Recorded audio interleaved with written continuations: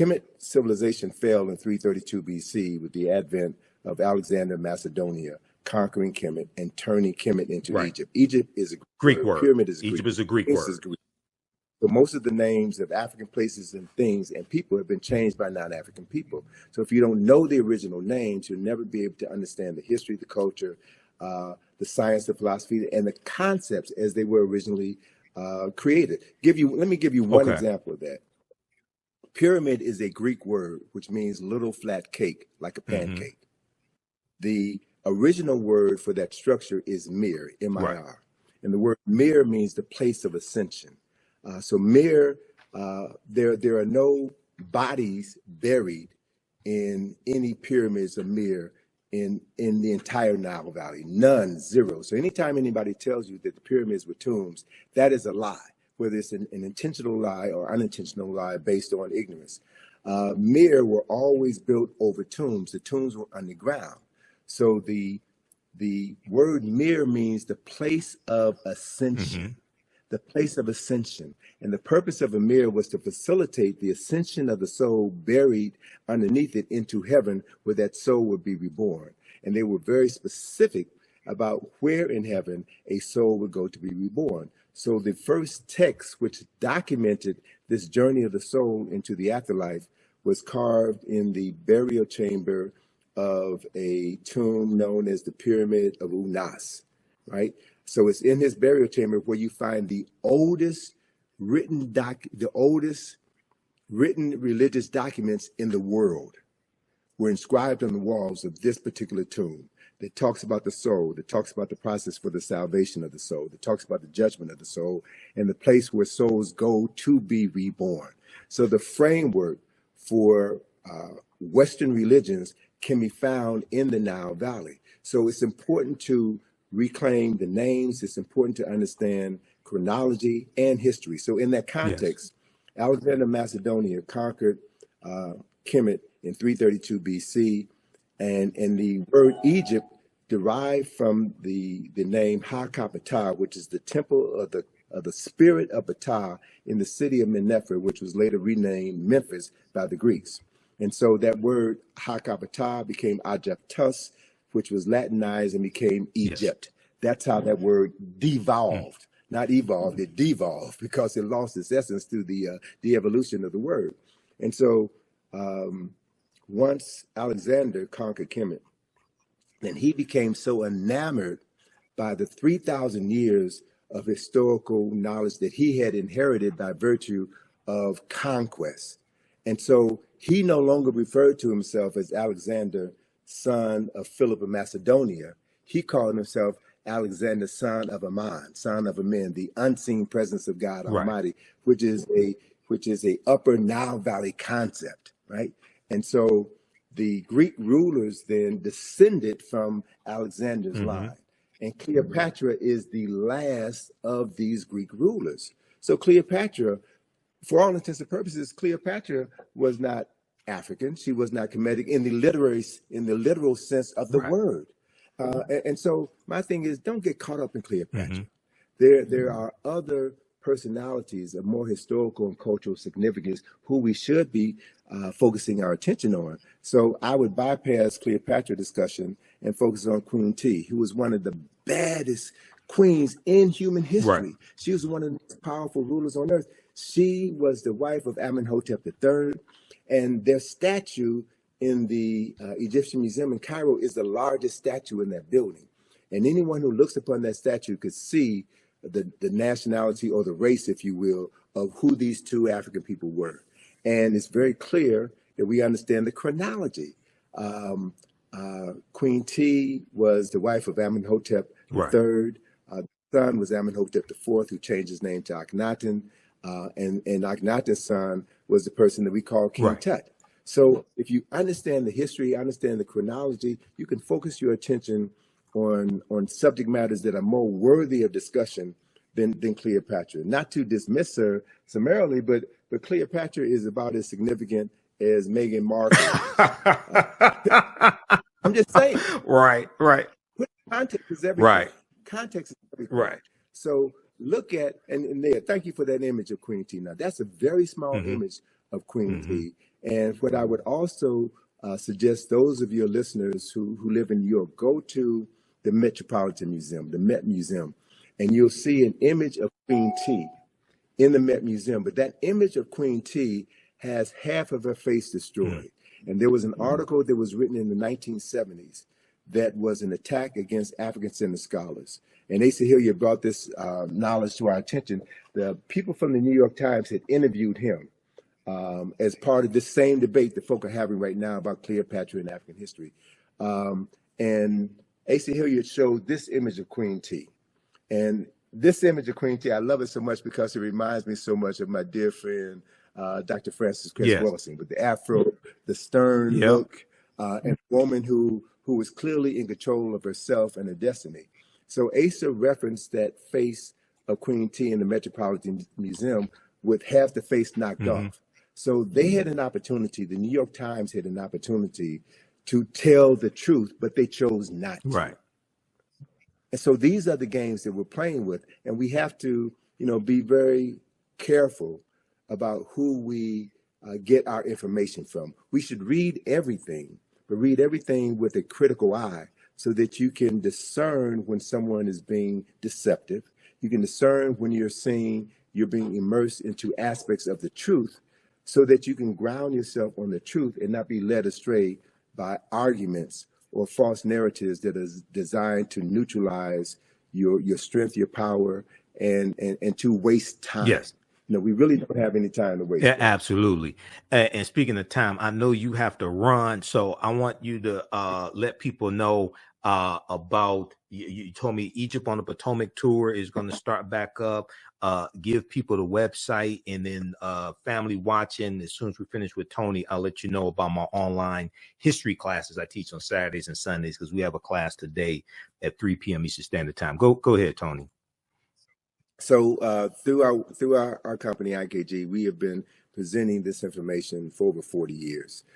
We've done numerous publications. We have numerous activities. One of our most significant activities is our Egypt on the Potomac field trip, which is something that I created in 1986.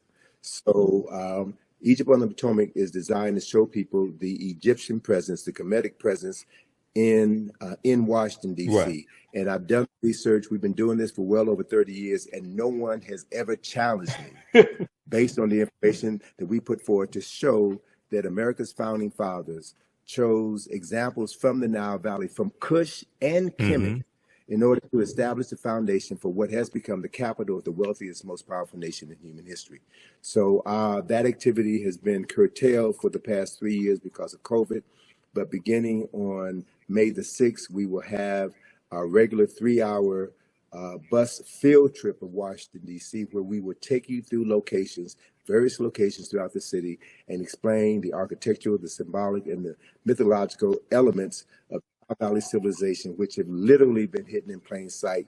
We connect the dots, and we empower people with the ability to see their history and use that history to transform their consciousness. So anyone can go to our website, ikg-info.com. We also have another project that we're going to be unveiling at the Thurgood Marshall Center, where we're based in D.C. It's the John Henry Clark Enhanced History Project.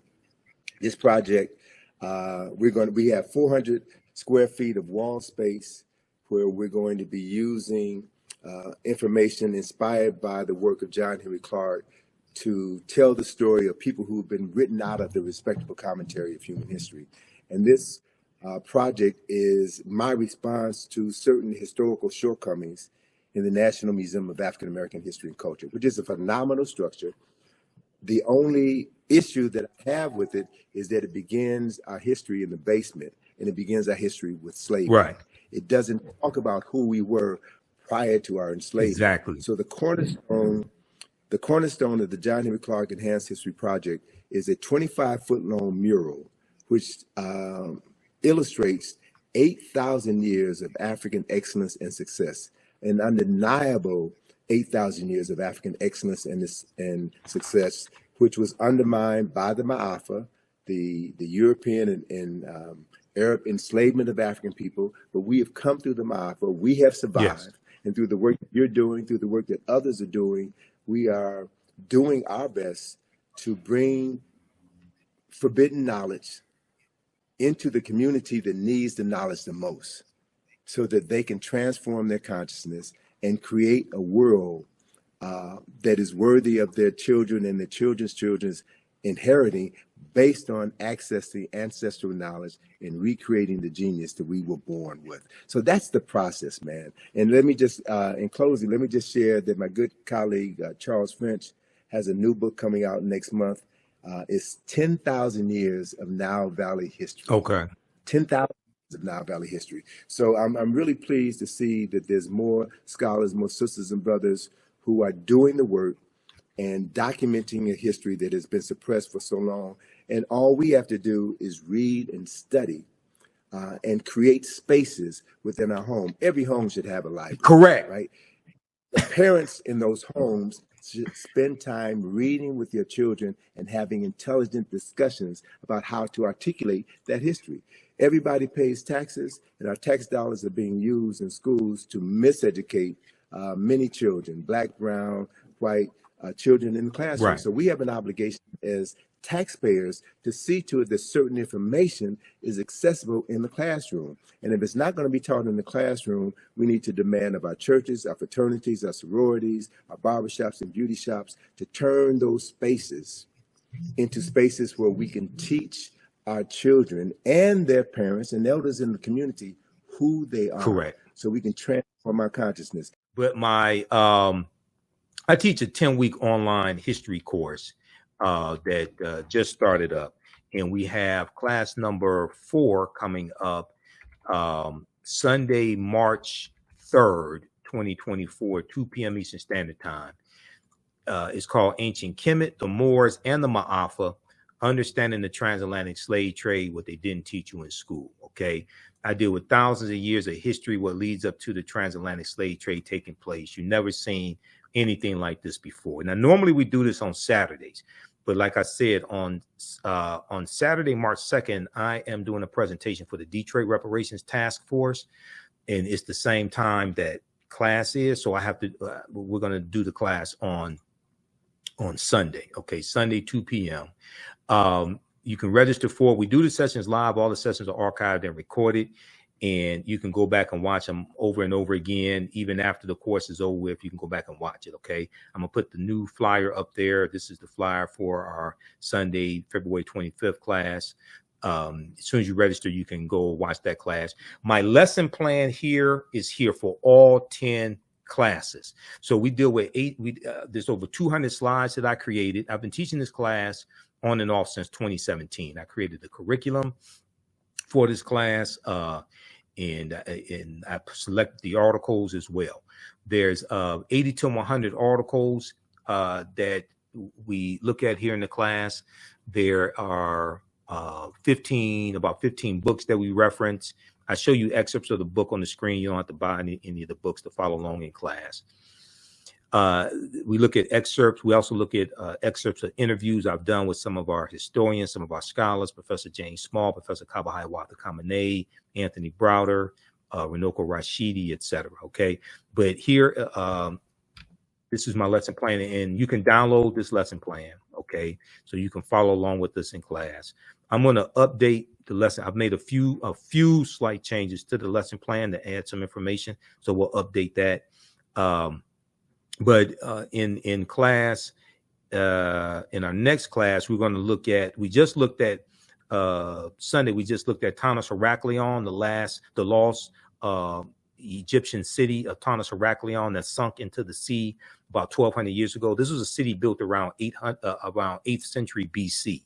Okay, or B.C.E. before the Common Era. We talked about stone tools found on the Greek island of Crete that date back 130,000 years ago. So in this portion of the class, we're looking at archaeological discoveries that have come out in the last 10 to 15 years or 20 years or so, over about a 20-year period of time, that are causing the scientists and archaeologists to push the timelines back. We'll talk about the 17 pyramids that were found buried underneath Egypt around 2011. In the next class, we're going to get into understanding cooperative economics, which are principles we brought with us from Africa. And each class, we build a foundation to get deeper into it. We talked about the Khoisan, who have the oldest DNA on the planet, and date back about at least 100,000 years ago. They're the short-statured Africans who go all around the world. And the Khoisan were here as well, because we looked at information coming from Dr. David Imhotep's book, The First Americans Were Africans, Documented Evidence, okay? So you can go through and look at the type of content that we cover here in this class. You've probably never seen anything like this before this class. It's on sale, $80, regularly $130.